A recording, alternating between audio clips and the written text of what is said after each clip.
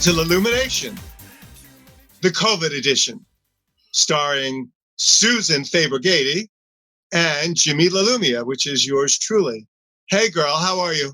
I'm good. How are you? I wish you were here. I'm fine. But hold on a second. Of course, my phone rings. Paparazzi. What it do, right? Oh my goodness. They have to wait. Forget about it. I'm not paying the bill, so ring all you want. But anyway, where were we? We were introducing ourselves. Well, we're still introducing ourselves. And hello to everybody watching. And we want to thank everybody for the support thus far for the first two episodes that we did. Yes. And we've gotten great feedback, and we hope to help keep pop culture alive. The last episode that we did, we kind of were flippantly making fun of something that turned into something that's not quite so fun, the virus. The ChromeOrange virus is not quite so. We thought it was it was right on the cusp, and we had no idea where that was going to lead, and we have an idea now. Oh yeah. So we hope all of you are staying well and practicing safe precautions. Social distancing, hand washing, masks. Don't sleep with more than one stranger a week, which I've found myself now, adhering to as best as I can. I'm just kidding, of course. So pop culture, Susan Faber Gaide, has taken a bit of a hit as a result of an epidemic sweeping America, which I guess we never thought we'd see. Mm-hmm. All live performance, music, theater, sports, everything, it just came to a grinding halt. Everything. And the economy along with it, because we found out, which we knew already, how much pop culture has an impact on the economy, which thereby has an impact on the world. And so as a result of that, we're rooting for pop culture. We're rooting to get rid of this thing. And being in healthcare, when I'm not being a fabulous superstar, I can testify to getting swabbed up my nose several times a week is not exactly the most exhilarating. I hear it's very uncomfortable. It depends on who's doing it. Okay. Some folks are very adept at a quick little swab, flick, and they're done. And then there are those who think they're digging for gold. And I got news for you: there's no gold up there. There's no gold in them there hills. Years ago, Jimmy, I got very deathly ill, and the infection I had in my respiratory system colonized on my nasal septum and made a hole in it the size of a nickel. And so I had to have reconstructive surgery. And so when I go for my checkups, even to this day, that was 20 years ago, my surgeon goes all the way up and into my sinuses to look. Oh my God! Enough. Oh, so I hear you. I know what you're going through. I had a variation on that theme when I found out my thyroid was, I'm on Synthroid now, which has actually increased my vocal capabilities by shrinking some of the whatever they call them, things on your around your thigh. Yeah, they are nodes. Very good. Okay. You get an A in science. You get it. Yeah. From the time that I did 96 Tears with you guys, since that time I'm actually hitting higher notes, better notes, because it was one of them was dangerously close to my vocal cords. Oh, wow. They have all since shrunk. But at the time when I first went to be diagnosed, the practitioner took a rod, stuck it down my nose into my throat. It entered my throat via my nose. It was not a fun a fun time. No, no. Yeah, I've been But there. so much for medical practitioning. Yeah. We are doing our best to keep pop culture alive, and we're here to talk about the impact on pop culture. Lollapalooza, I noticed, was just canceled officially. Yeah. As was South by Southwest earlier this year. And its sister conference, North by Northeast, which is up in Toronto, that was canceled. Everything. Right. Great South Bay Festival this summer, here on Long Island, was canceled. It's everything. Wow. Yeah. Well, because when survival becomes an issue, things that suddenly seem frivolous fall by the wayside. And as much as we love pop culture and we love music and we love theater and film, when the continuation of your life is at stake, all of that stuff goes out the window. Exactly. Although I have to say, my new Lady Gaga album, which is the #1 album in the country, the girl is still at it, and she brought an album to #1, and it's selling and doing its best to keep pop culture alive, because pop culture, music, etc., especially music, is very therapeutic for people. Right. And I have found that when, as a child, when I would get a really bad fever in my early teens, or just before I entered my teens, and I would be lying in bed burning up and throw on some of my always revered Motown albums, Supremes or Four Tops, I suddenly felt better. It's therapeutic. It absolutely is. It absolutely is. I mean, and when we were working on 96 Tears with you, when my mother was declining and dying, that was my therapy. That was my therapy. So, Right. Yeah. Yep. It is therapeutic. And something that I had just read in a New York Times piece was about a woman from hundreds of years ago talking about the healing power of music. And she said, when people hear music that they respond to, it reminds them of where they were before they entered the world and where they'll be going when they leave the world. And I was like, wow. Yeah. And this is a lady from hundreds of years ago making that statement. It reminds us of where we were before we got here, spiritually, elementally, however you want to look at it. And it is, I feel bad for people who don't enjoy music, and there are people who don't. Well, that have no use for music. There have been plenty of people in Mark's and my life that, including some family, that have not understood this passion that we have for this industry. They absolutely cannot figure out why so many years later, without a big major hit, we're still in this and we're still doing this. If you don't understand it, don't question it. Just try to accept it and move along. That's my advice to you. Right, exactly. Because you love doing it. Yeah. It's the love of the thing. And yes. And it's the love of discovering new talent and trying to bring it to the forefront. That there's an exhilaration in that. The average person who is not as culturally ravenous as we are. When I was much younger, still in my teens, and first started getting things published, I remember getting myself up to 77 WABC AM in New York. I had arranged an interview with Cousin Bruce Morrow, got a magazine called Rock, which was like a newsprint magazine. It was called Rock. Okay. And actually got to sit with Rick Sklar, who was the program director of WABC. I don't remember if I told this story once before. I don't think I have on LaLumiNation.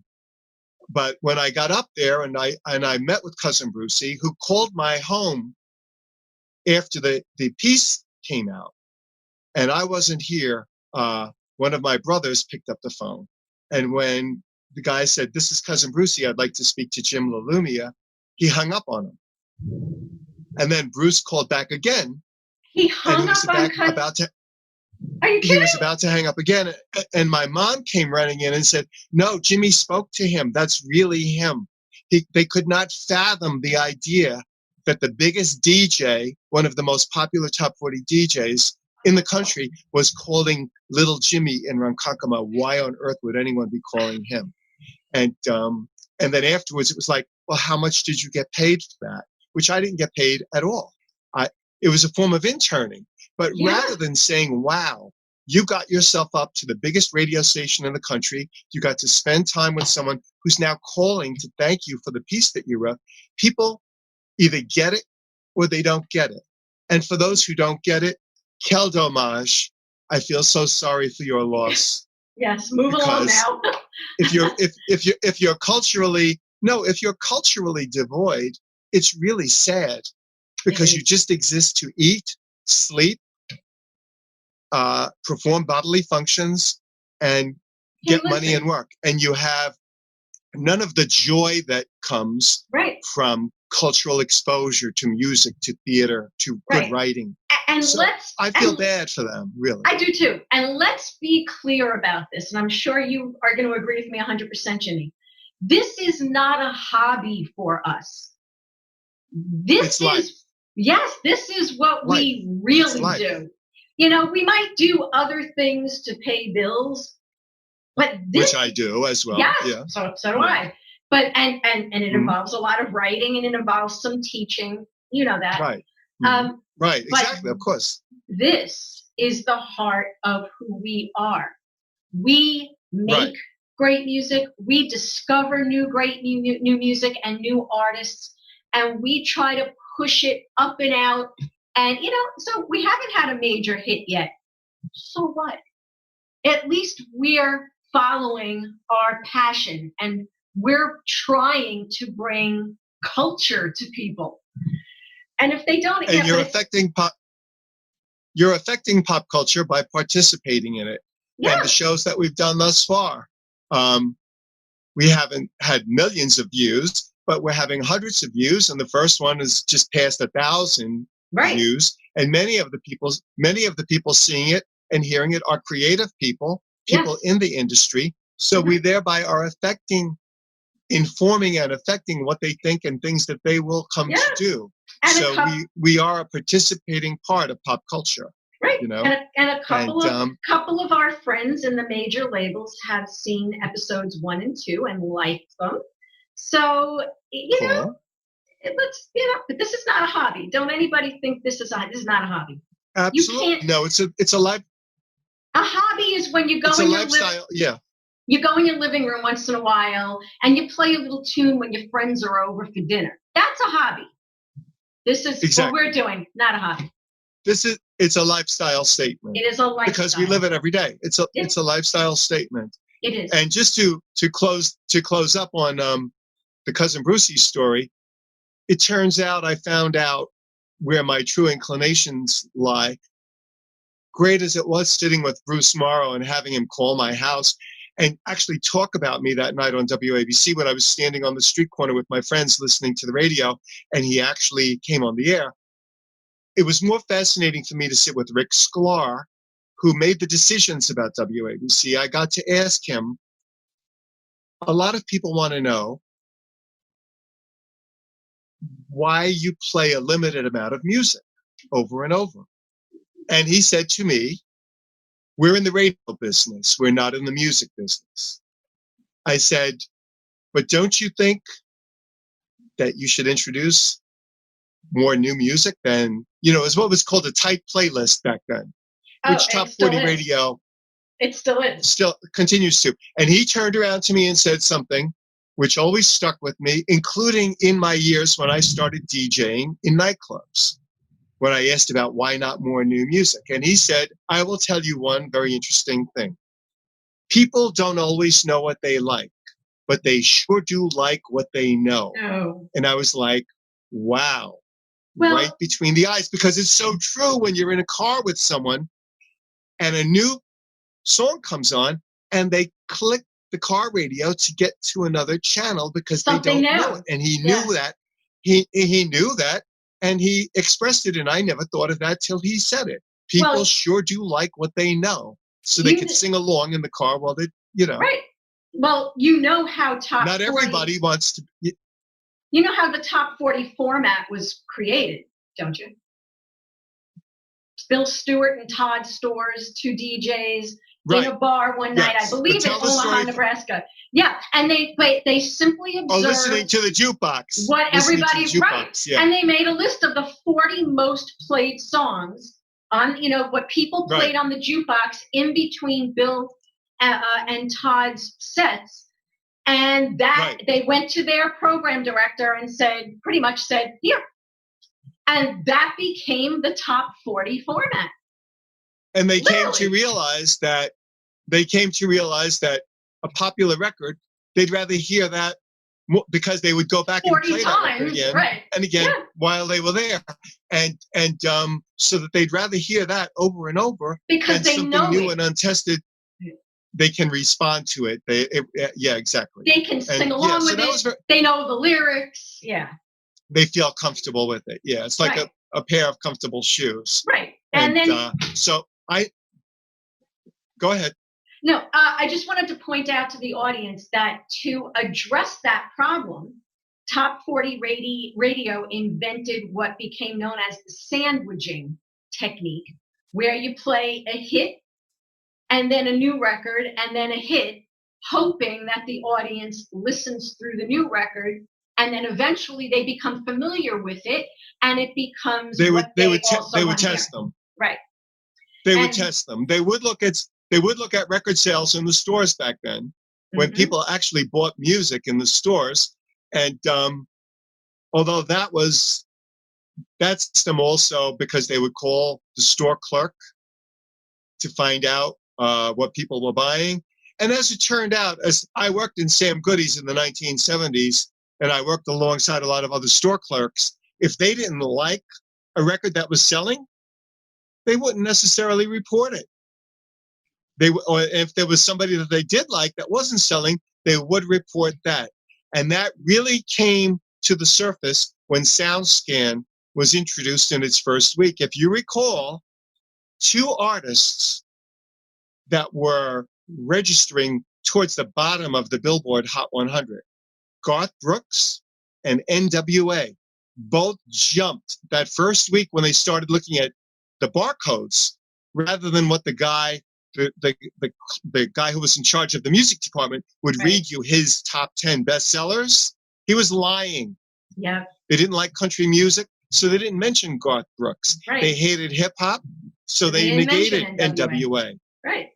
Right. Absolutely. So we were never really getting an accurate picture. We were getting a picture of the predominantly white male clerks who were running those departments, reflecting what they liked and deleting what they didn't like. So it was never really legit. It never really was. It was. And even with SoundScan, which we'll talk about in another episode, SoundScan, as having been a record store owner and a SoundScan store, SoundScan leaves a lot to be desired as well. And we'll go into that in greater detail. Oh, yeah. In the near future. But the bottom line is pop culture is alive and well. I was happy to see Gaga releasing the album now, because a lot of folks are afraid to release music because they think no one's going to buy it. In the same way that Hollywood is still not releasing films. They're sitting on Black Widow, which we talked about last time, the James Bond film. They're just sitting, rather than brilliantly taking advantage of pay-per-view and making those pay-per-view events and charging $15, which is cheaper than going to a theater and getting in with your other half, and then spending $20 for a soda and popcorn. They would make a fortune, but they don't. They're resolute in their ways. They won't budge. But for music, I think the problem is a little more far-reaching. And I'll give you a good example. I was talking to one of my former students the other night, and she said that she has started following a young hip hop artist, and he's trying to perform via the internet for his fans. The problem is Where's the mosh pit? You can't have a virtual mosh pit. It's kind of impossible. And she said to me, as an audience member, I'm not getting the same experience through the internet. Well, that's true. Yeah. So that's true. where it's music is a little different than movies. Movies you can watch pay-per-view, streaming, and you're good. If you have a big screen TV, you kind of get the same feel. Sort of. But you want to know something? I'm a huge fan of the Marvel films, and I've seen all the Marvel films in the theater their opening week, and you surf on the energy of the crowd because the real hardcore fans, just like the Beatle fans that screamed at the Hard Day's Night movie when it came out, because I was a teenager back then, the real hardcore fans drive your energy level. You're along for the ride. Just like Let's Make a Deal or Jeopardy. Without that studio audience, without a sporting event, without the audience, that's part of the show. Oh yeah, that's part of the show. It's a major part of the show. And the audience's energy fuels you. It gives you that rush and that rush of adrenaline that you can't duplicate on the internet. You just can't. That's why it's part of the show. Right. Right. You don't. You don't. You can't.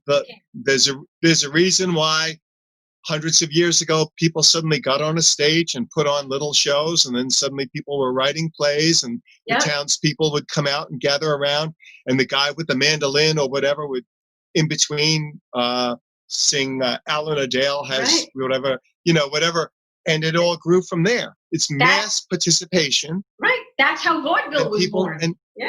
Exactly. You need the participation of the audience, letting them know when they like somebody and letting them know when they don't like somebody. Exactly. That's showbiz. Yeah. That's exactly what it is. So it is what it is. Yeah. But we'll persevere. People, I do know that the sites like Discogs, which sell vinyl, sales are through the roof. Yep. Sales are through the roof. People are buying music. They're homebound. Even the ones that are not homebound, they're using this as an excuse. So the appetite is still there for popular culture. And the Gaga album, which I used as a symbol because a lot of people backed off. She didn't. She dove right in. The album is selling. The limited edition vinyl. It's keeping the framework alive. Because if everybody just retreated, everything collapses. And it can't come back the same way.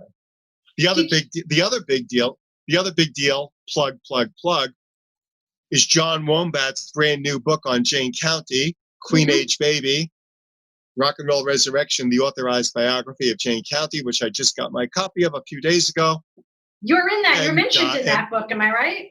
I'm featured prominently in there. Yes, good. yes. Okay. I'm in that. Yeah, I'm in there. Yeah. Okay. Yeah. That's a little inside conversation. Yes. But yeah, all is well. Good. All is well. Everybody go read that book. Yeah, exactly. Queen Age Baby, which and people are reading. People are buying books because they're home, and they're acculturating themselves too. They're getting bored. Exactly. Right. Yeah. Right. Well, we're starting to climb our way out, but we're not out of the woods yet, though. We're not out of the woods. Just because things are opening back up, we are not rid of COVID-19, but not by a long shot. I know. I've been trying. I've been drinking the Drano and injecting Clorox into myself, and I've been doing my best, but it doesn't seem to be working. My fearless leader, tells me to do these things, and I think I'm doing okay though. Yeah, why not? The Clorox makes me belch. The Clorox makes me belch a little, but apart from that, but apart from that, I think single-handedly, LaLumiNation and Sumination, which is the other half. Well, some of the episodes will be more Sumination. We're keeping pop culture alive. That's part of the goal here in discussing it and paying attention to new things and discussing old situations like we've done of how things go wrong sometimes. It's interesting, and but also situations that point out um, how important good decision making is in this industry. of course, absolutely, Um, absolutely, from the selection of the artist to the selection of the material to the way the record ends up sounding. It's this is right. not. It's not like taking a shot in the dark. I'm getting the 5-minute cue from our illustrious Oh, there we go. I remember cameraman. that. Yes. Hi, Mark. Hi, Mark Gaide, executive producer. We'll have to bring him on to the screen one of these Well, he'll have days. to do a cameo. A cameo. Exactly, to let the fans. Yeah, exactly. But there is someone actually coordinating all of this. Yeah, which is Yes. cool. But Yes. as you were saying, you're at the 5-minute mark, but what you were starting to embellish on Oh, something. about this is what you, the public, hears on when you buy a new recording, you experience a new recording for the first time. It didn't get there by magic. It got there through a series of decisions that were made. And in music Right. business history, there have been people who made some bold and sometimes brave decisions. Sometimes they led to success, sometimes they did not. That's Right. more of what goes on than the actual glitz and glamour of the music and the performance. It's all the Right. decisions that go into is the selection of the artist, the branding of the artist, the material, the recording. It's Right. you know what I mean? Right. So Yes, I do. yeah, And as you said, with people buying, people who buy are the ones who determine where music is going. they do. The fact that Gaga has the #1 album is because people like myself are fans and actually spend money on the artist. And Yeah. then there are those who brag about how they never spend a dime on music. They get everything for free. Free. And then they cry about an artist like Gaga who they just do not like. Well, guess what? Those of us who like her spend our money and she goes to #1 and you're hearing her everywhere. And if you Right. treated the artist that you like the same way, then maybe they'd be up there too. But you're busy ripping the artist off by not Right. buying, by stealing, from I the know days of the illegal downloads. I know some young artists that do that. They get everything free, but then when they put their own music out, they want everybody to buy it. I'm like, no, They cry about it. Right. it They doesn't cry work about it. that way. It just doesn't work that Exactly. way. Exactly. You have to support the artists you say you love by buying their music. And you know what's funny, Jimmy? About 10, maybe 12 years ago, when I was still teaching music business classes, I mentioned about the beauty of vinyl, and not just from its sonic quality standpoint, but also from its merchandising standpoint. I mean, there was nothing Right. like that 12-inch by 12-inch record jacket.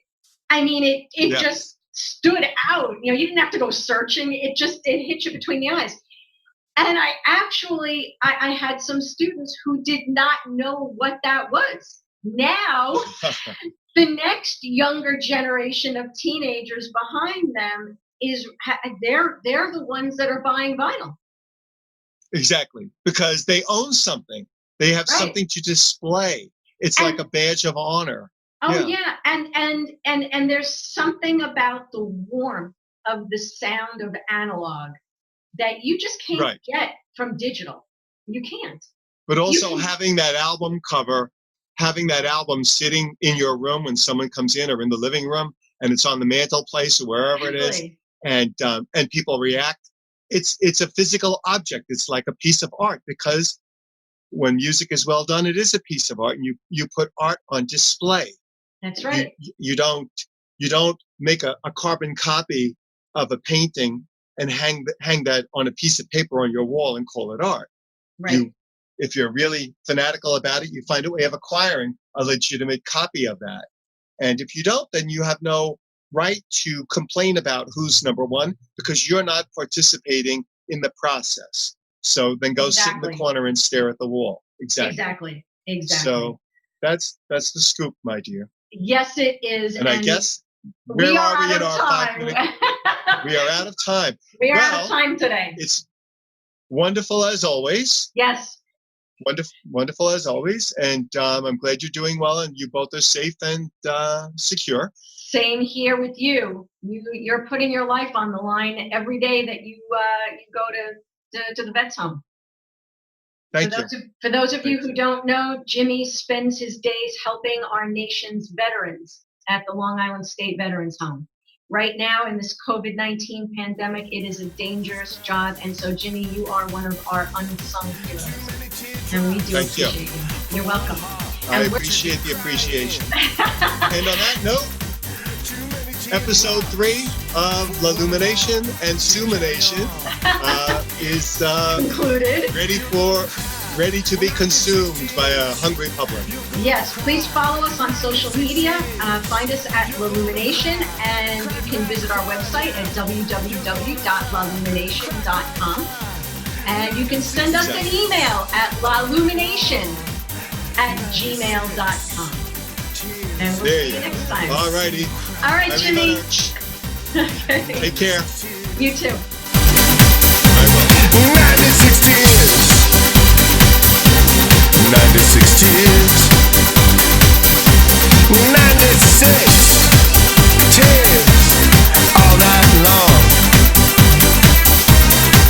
And I think that's the end of this song. 96 tears.